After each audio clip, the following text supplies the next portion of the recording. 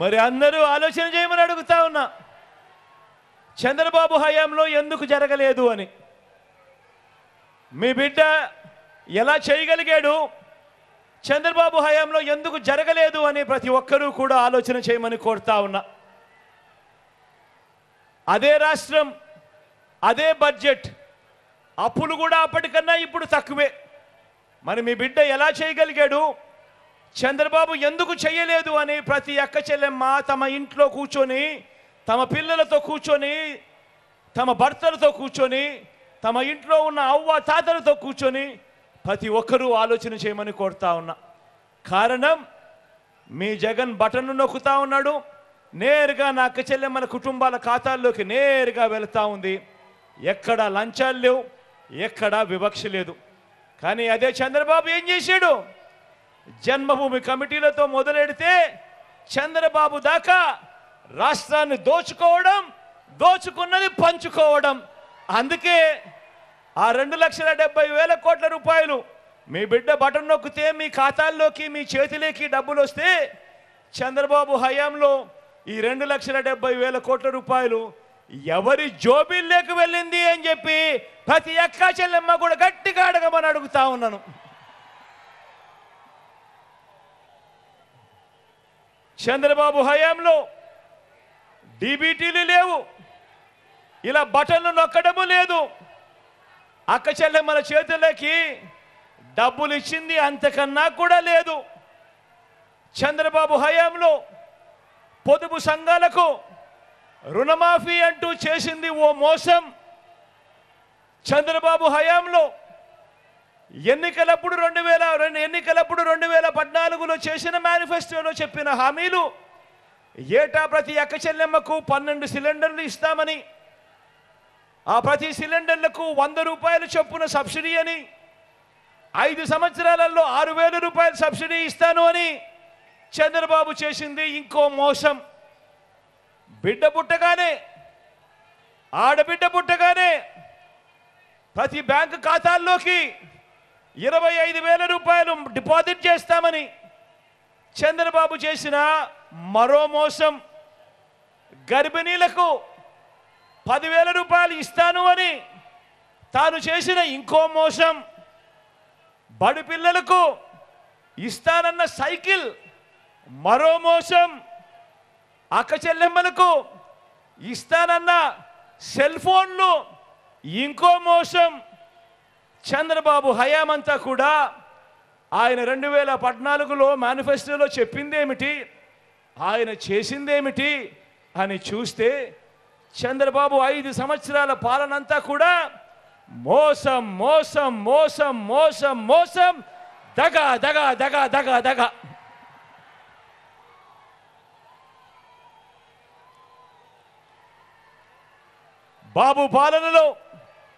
బాబు పాలనలో స్కీములు ఉండవు, కానీ బాబు పాలనలో స్కాములు మాత్రం చాలా ఉంటాయి. మరో డ్రీమ్ గురించి మాట్లాడదామా?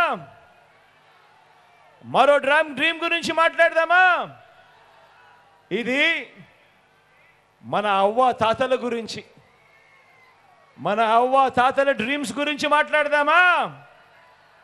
మన అవ్వ తాతలు ఏమి కోరుకుంటారు, వాళ్ళందరూ ఏం ఆశిస్తారు, వాళ్ళందరూ ఏం కలలు కట్టారు? మనమంతా చూపించాల్సిన మానవత్వం గురించి మాట్లాడదామా? పెన్షన్ కోసం జన్మభూమి కమిటీల చుట్టూ తిరిగి, ఆ తర్వాత లంచాలు వివక్షకు లోనై,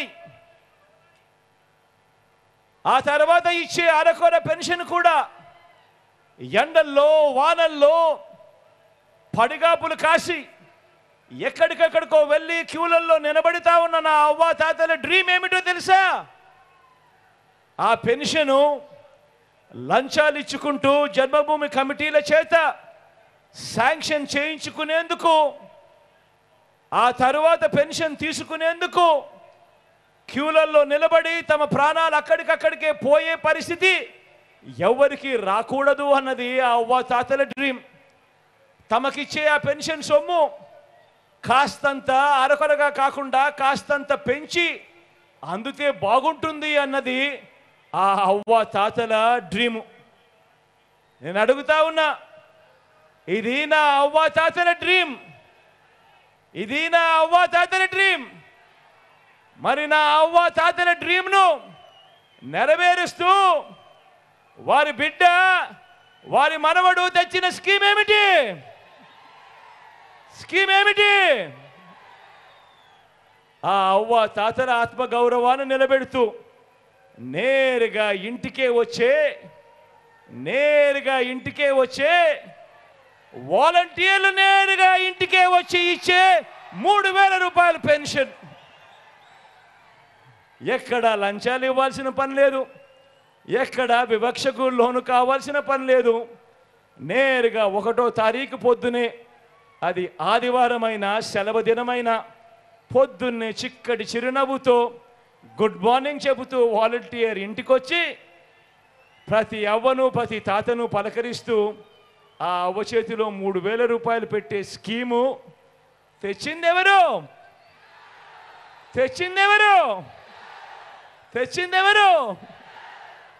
ఆ అవ్వ తాతలకు ఒక మంచి మనవడు, ఆ ఇంట్లో ఓ మంచి బిడ్డ, మీ అన్న, మీ తమ్ముడు.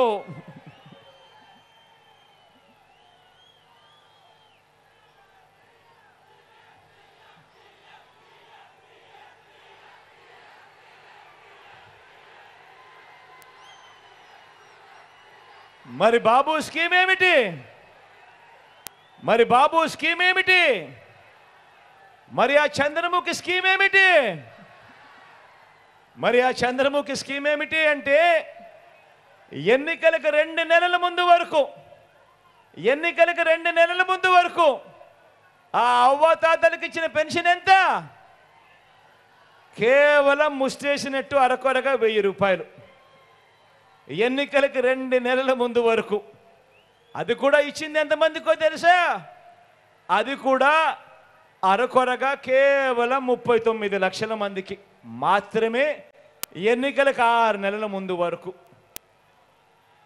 అది కూడా ఆ అవ్వాతాతలు పెద్ద పెద్ద క్యూలలో నిలబడుతూ రోజులు తరబడి ఆ పెన్షన్ సొమ్ము కోసం, ఆ అరకొరగా ఇచ్చే పెన్షన్ సొమ్ము కోసం ఎదురు చూస్తూ నిలబడుతూ ఉన్న పరిస్థితులు. మరి ఆ పాలన, ఆ చంద్రముఖి పాలన, లకలక అంటూ రక్తం పీల్చే చంద్రముఖి గుర్తుకొస్తా ఉన్నాడా? ఏమక్క గుర్తుకొస్తా ఉన్నాడా? ఏమవ్వా గుర్తుకొస్తా ఉన్నాడా?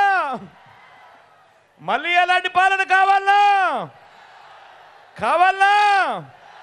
2 చేతులు పైకెత్తాలబ్బా, ఇలా.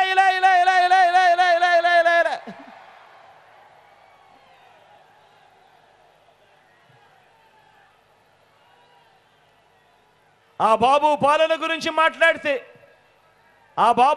గురించి మాట్లాడితే రేషన్ కోసం క్యూలో నిలబడి ఆ రోజు పని మానేసుకోవాల్సిన పరిస్థితి, లేదంటే ఆ రోజు పిల్లల్ని స్కూల్ మానిపించాల్సిన పరిస్థితి మార్చింది ఎవరు? ఈరోజు ఇంటి వద్దకే రేషన్ తెస్తా ఉన్నది ఎవరు? ఇంటి వద్దకే రేషన్ తేవడమే కాదు, ఇచ్చి ఆ బియ్యం క్వాలిటీ కూడా మార్చి మరీ నా పేదింటి అక్క చెల్లెమ్మలకు మంచి చేస్తా ఉన్నది ఎవరు అనంటే మీ బిడ్డ, మీ అన్న, మీ తమ్ముడు. డ్రీమ్ మీది, స్కీమ్ మీ బిడ్డది.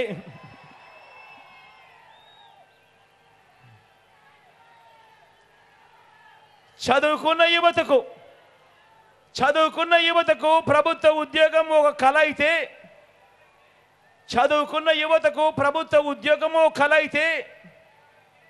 దేశ చరిత్రలోనే ఏ ఒక్క ప్రభుత్వం కూడా 5 ఏళ్లలో ఇవ్వని విధంగా ఏకంగా ఈ 58 నెలల కాలంలో 2,31,000 ఉద్యోగాలు.